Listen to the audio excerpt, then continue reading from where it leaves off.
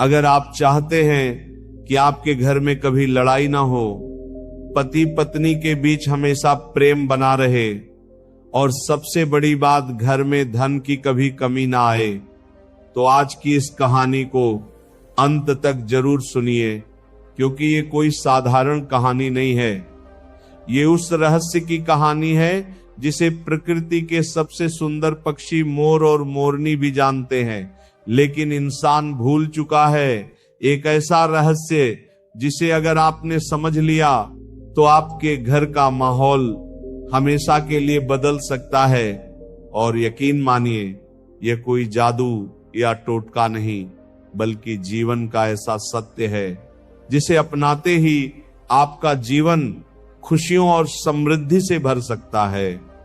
अब सुनिए एक ऐसे गरीब किसान की कहानी जिसके घर में रोज लड़ाई होती थी, लेकिन एक दिन उसने मोर और मोरनी से कुछ ऐसा सीखा जिसने उसकी पूरी जिंदगी बदल दी।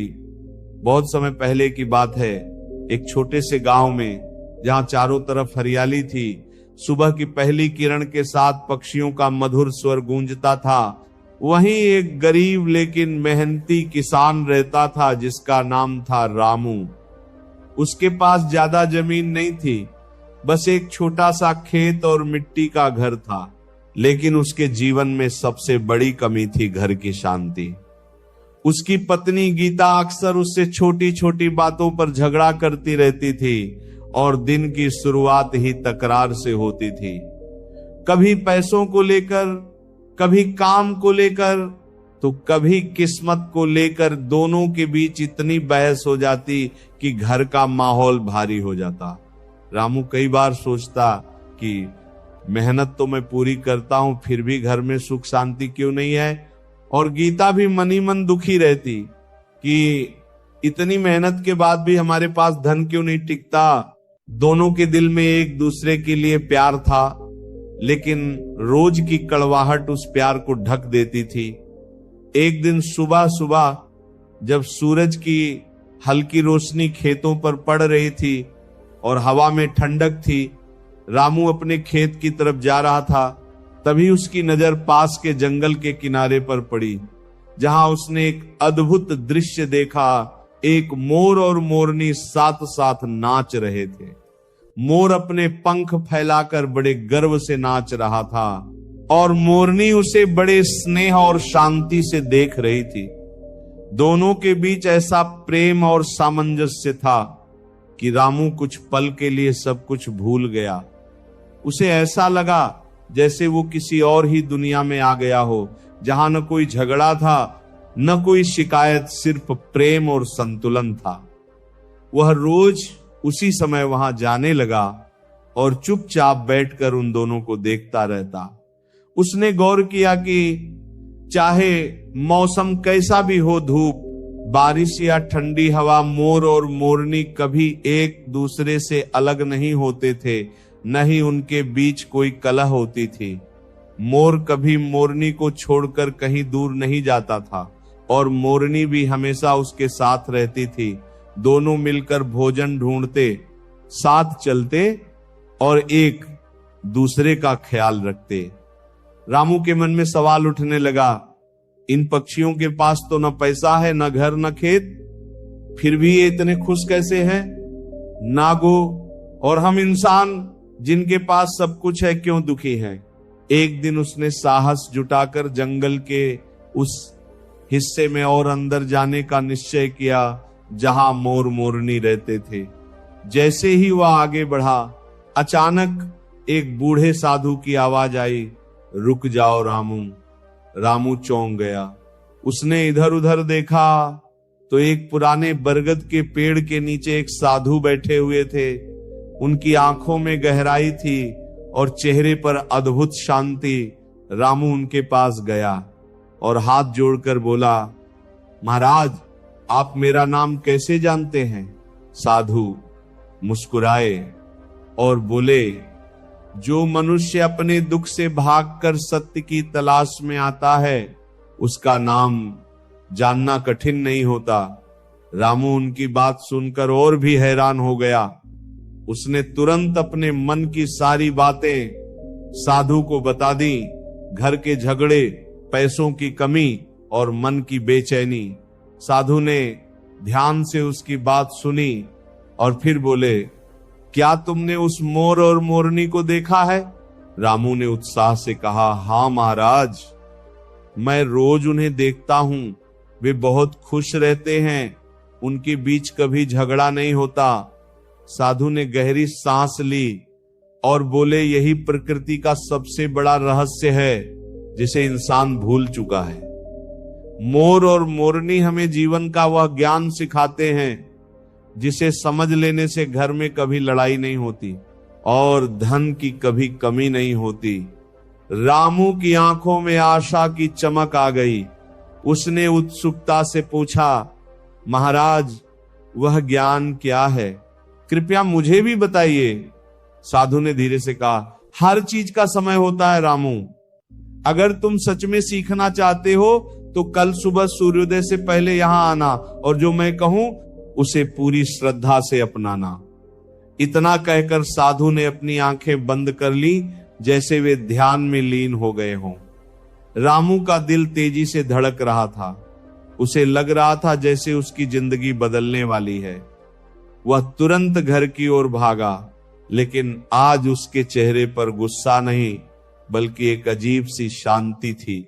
घर पहुंचकर जब गीता ने फिर से किसी बात पर ताना मारा तो पहली बार रामू ने जवाब देने के बजाय चुप रहना चुना।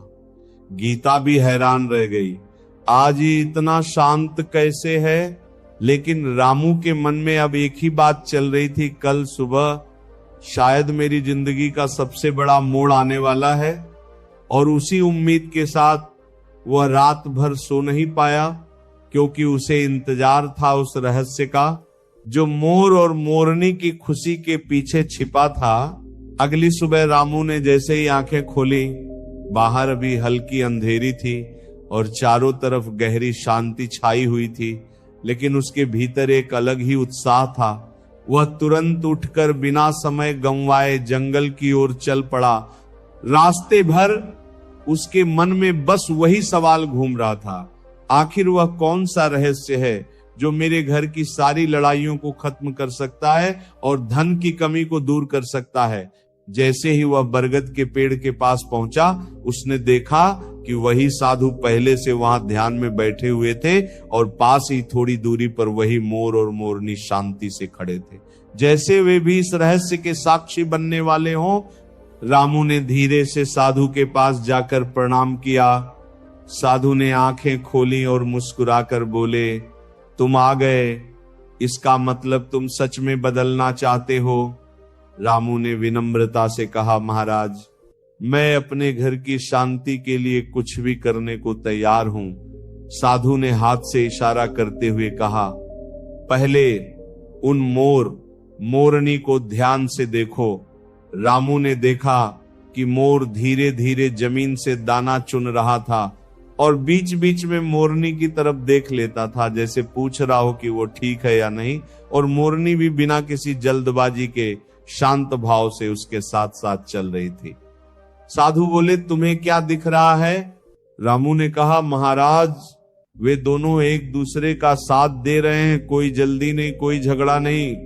साधु ने सिर हिलाया और बोले, यही पहला नियम है, साथ निभाना बिना शिकायत के। इंसान क्या करता है, जैसे ही कोई कठिनाई आती है वो अपने ही साथी पर आरोप लगाने लगता है। यही घर की अशांति की जड़ है। रामू चुपचाप सुनता रहा। साधु आगे बोले, दूसरा नियम समझो। तभी मोर ने एक छोटा सा दाना उठाया और उसे खुद खाने के बजाय मोरनी के सामने छोड़ दिया। मोरनी ने उसे खाया और फिर दोनों शांत भाव से आगे बढ़ गए। रामू यह देखकर चौंक गया। साधु ने कहा, देखा तुमने, जिसने पाया उसने पहले अपने साथी को दिया। यही प्रेम है, यही त्याग है और यही वह शक्ति है जो घर में धन को टिकाए रखती है, क्योंकि जहां स्वार्थ नहीं होता वहां लक्ष्मी स्वयं ठहरती है। रामू के मन में जैसे कोई दीपक जल उठा। उसने सोचा, मैं तो हमेशा पहले अपने बारे में सोचता था। साधु ने उसकी मन की बात पढ़ते हुए कहा, इंसान की सबसे बड़ी गलती यही है कि वो मैं में उलझा रहता है और हमको भूल जाता है।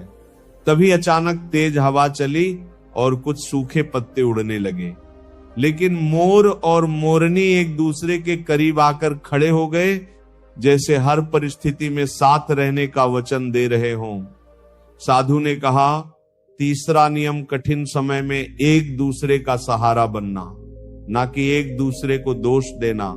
जब घर में परेशानी आती है और पति पत्नी एक दूसरे को ही दोष देने लगते हैं, तब घर टूटने लगता है और धन भी साथ छोड़ देता है।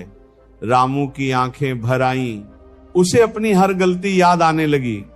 वो दिन जब उसने गीता को पैसों के लिए डांटा था, वो रात जब उसने गुस्से में खाना फेंक दिया था, और वो पल जब उसने कभी उसकी मेहनत की कद्र नहीं की थी। साधु ने नरम स्वर में कहा, पछतावा तभी काम आता है जब उसके साथ बदलाव जुड़ा हो। रामू ने तुरंत कहा, महाराज मैं बदलना चाहता हूं, मुझे क्या करना होगा? साधु ने गहरी सांस लेकर कहा, आज से तुम 3 व्रत लो। पहला, कभी भी अपनी पत्नी से ऊंची आवाज में बात नहीं करोगे। दूसरा, जो भी कमाओगे उसमें से पहले उसका हिस्सा उसे दोगे और उसे सम्मान दोगे। और तीसरा, चाहे परिस्थिति कैसी भी हो, तुम दोनों एक दूसरे का साथ नहीं छोड़ोगे। रामू ने बिना सोचे समझे उन तीनों व्रतों को स्वीकार कर लिया। उसे लग रहा था जैसे यही उसके जीवन का सबसे बड़ा मोड़ है। तभी साधु ने एक और बात कही, और एक चौथा नियम भी है जो सबसे महत्वपूर्ण है, लेकिन उसे समझने के लिए तुम्हें अपने घर में जाकर आज का दिन बिताना होगा। रामू ने उत्सुकता से पूछा, वह क्या है महाराज? साधु मुस्कुराए और बोले, जब तक तुम उसे खुद महसूस नहीं करोगे तब तक उसका असर नहीं होगा। जाओ और आज से अपने जीवन में इन 3 नियमों को अपनाओ। रामू ने साधु को प्रणाम किया और तेज कदमों से घर की ओर चल पड़ा। आज उसके दिल में डर नहीं था, बल्कि एक नई उम्मीद थी। घर पहुंचते ही गीता ने हमेशा की तरह सवाल किया, कहां चले गए थे सुबह? लेकिन इस बार रामू ने गुस्से में जवाब देने के बजाय मुस्कुराकर कहा, बस ऐसे ही, थोड़ा सोचने गया था। गीता ये देखकर चौंक गई।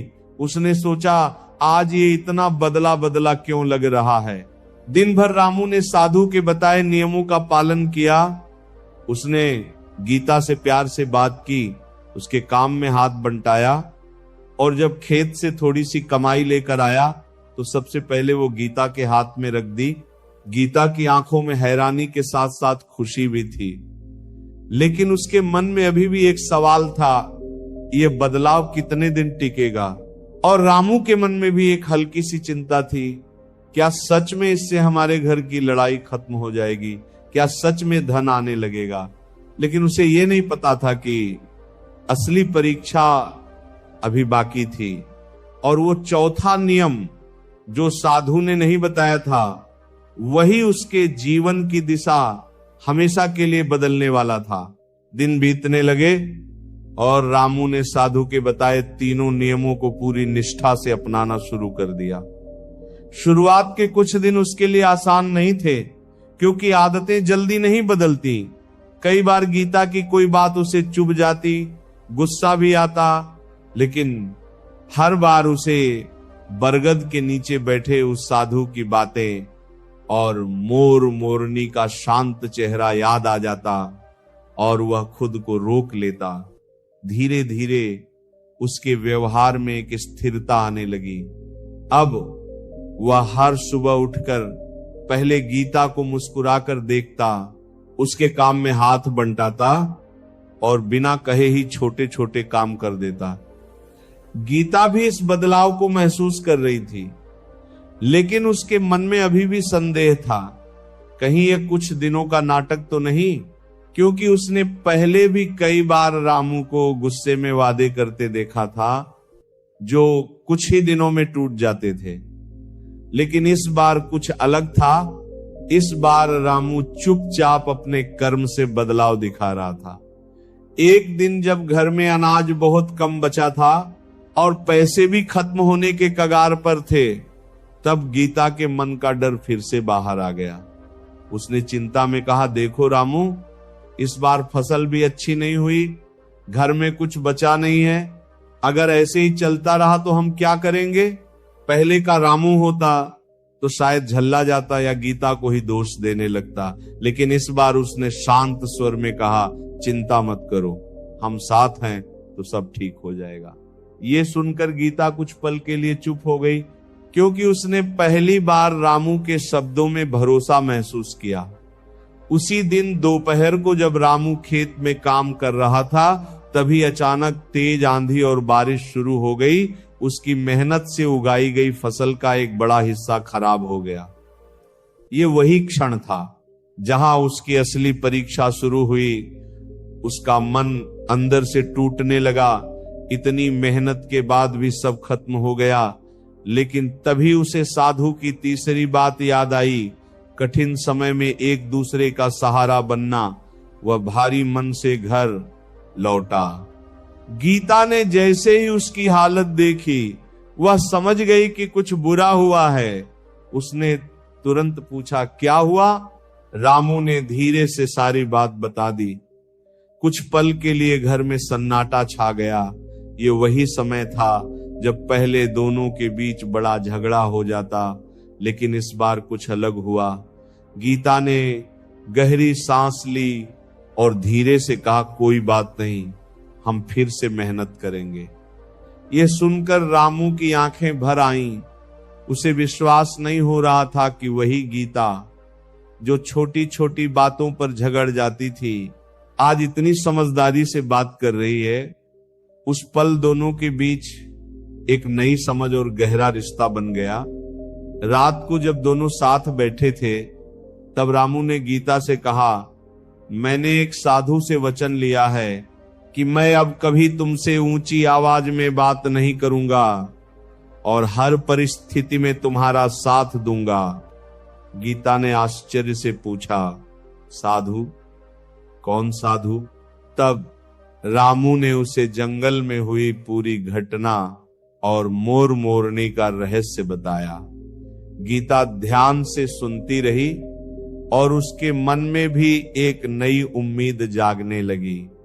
उसने धीरे से कहा, अगर सच में ऐसा है तो मैं भी तुम्हारा साथ दूंगी। अब हम दोनों मिलकर अपने घर को बदलेंगे। उसी रात दोनों ने मिलकर यह निर्णय लिया कि वे अब हर परिस्थिति में एक दूसरे का साथ देंगे और कभी भी एक दूसरे को दोष नहीं देंगे। अगले कुछ दिनों में भले ही आर्थिक स्थिति बहुत अच्छी नहीं थी, लेकिन घर का माहौल पूरी तरह बदल चुका था। अब वहां झगड़े की जगह हंसी थी, शिकायतों की जगह समझ थी और सबसे बड़ी बात, अब वहां मैं नहीं बल्कि हम था। और धीरे धीरे इसका असर उनके जीवन में दिखने लगा। गांव के लोग भी इस बदलाव को नोटिस करने लगे। जो लोग पहले कहते थे रामू के घर तो रोज लड़ाई होती है, वही अब कहने लगे पता नहीं क्या हुआ, लेकिन अब उसके घर में बहुत शांति है। एक दिन गांव का एक व्यापारी रामू के पास आया और बोला, मुझे खेत के काम के लिए एक ईमानदार आदमी चाहिए, क्या तुम काम करोगे? रामू ने तुरंत हां कर दी। ये काम उसके लिए एक नई शुरुआत था। धीरे धीरे उसकी आमदनी बढ़ने लगी, घर में थोड़ा थोड़ा धन आने लगा। लेकिन सबसे बड़ी बात यह थी कि अब वह धन टिकने लगा, क्योंकि अब वहां कलह नहीं थी, अब वहां सम्मान और प्रेम था। और शायद यही वह कारण था जिसकी वजह से लक्ष्मी भी अब उनके घर में ठहरने लगी थी। लेकिन इन सब के बीच रामू के मन में एक सवाल अभी भी बाकी था। वह चौथा नियम क्या है जो साधु ने नहीं बताया था? उसे लग रहा था कि अभी भी कुछ अधूरा है। एक दिन उसने निश्चय किया कि वह फिर से जंगल जाएगा और साधु से उस आखिरी रहस्य के बारे में पूछेगा, क्योंकि उसे अब विश्वास हो चुका था कि वही चौथा नियम उसके जीवन को पूरी तरह बदल देगा।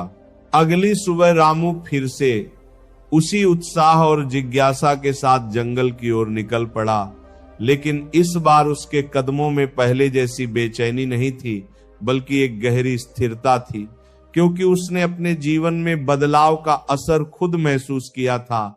जैसे ही वो बरगद के पेड़ के पास पहुंचा, उसने देखा कि साधु फिर से ध्यान में लीन बैठे हैं और पास ही मोर और मोरनी शांत भाव से एक दूसरे के करीब खड़े हैं। रामू ने धीरे से प्रणाम किया और साधु के सामने बैठ गया। कुछ देर बाद साधु ने आंखें खोली और मुस्कुराकर बोले, तो तुम आ ही गए, इसका मतलब अब तुम उस चौथे नियम के लिए तैयार हो। रामू ने विनम्रता से कहा, महाराज, आपके बताए 3 नियमों ने मेरे घर को बदल दिया है। अब वहां शांति है, प्रेम है और धीरे धीरे धन भी आने लगा है, लेकिन मुझे लगता है कि अभी भी कुछ अधूरा है। कृपया मुझे वो अंतिम रहस्य बताइए। साधु ने गहरी नजरों से उसे देखा और फिर धीरे धीरे बोले, चौथा नियम सबसे सरल भी है और सबसे कठिन भी। वह है कृतज्ञता, यानी जो है उसके लिए धन्यवाद देना। रामू कुछ पल के लिए चुप रह गया। उसे ये शब्द बहुत साधारण लगा। उसने सोचा, क्या सिर्फ धन्यवाद देने से सब बदल सकता है? साधु ने जैसे उसके मन की शंका पढ़ ली और बोले, तुम्हें यह साधारण लग रहा है, लेकिन यही वह शक्ति है जो इंसान को भीतर से बदल देती है। जब मनुष्य हर परिस्थिति में, हर छोटे बड़े सुख दुख में धन्यवाद देना सीख जाता है, तब उसके भीतर शिकायत खत्म हो जाती है। और जहां शिकायत नहीं होती वहां झगड़ा नहीं होता, और जहां झगड़ा नहीं होता वहां लक्ष्मी अपने आप ठहर जाती है। तभी पास खड़े मोर ने धीरे धीरे अपने पंख फैलाए और हल्की धूप में नाचने लगा। मोरनी उसे प्रेम से देख रही थी। साधु ने उस दृश्य की ओर इशारा करते हुए कहा, देखो, इन्हें कुछ भी नहीं चाहिए, फिर भी ये हर पल खुश हैं, क्योंकि ये प्रकृति के हर रूप के प्रति कृतज्ञ हैं। रामू के मन में अचानक जैसे कोई गहरी समझ जागी। उसे एहसास हुआ कि वो हमेशा अपनी कमी पर ध्यान देता था। कम पैसा है, कम सुख है, कम साधन है, लेकिन उसने कभी ये नहीं सोचा कि जो है वो भी तो बहुत है। एक घर है, एक पत्नी है जो उसका साथ देती है, मेहनत करने की ताकत है और जीवन जीने का अवसर है। उसकी आंखों में आंसू आ गए। उसने हाथ जोड़कर कहा, महाराज, अब मुझे समझ आ गया, मैं अब हर परिस्थिति में धन्यवाद दूंगा।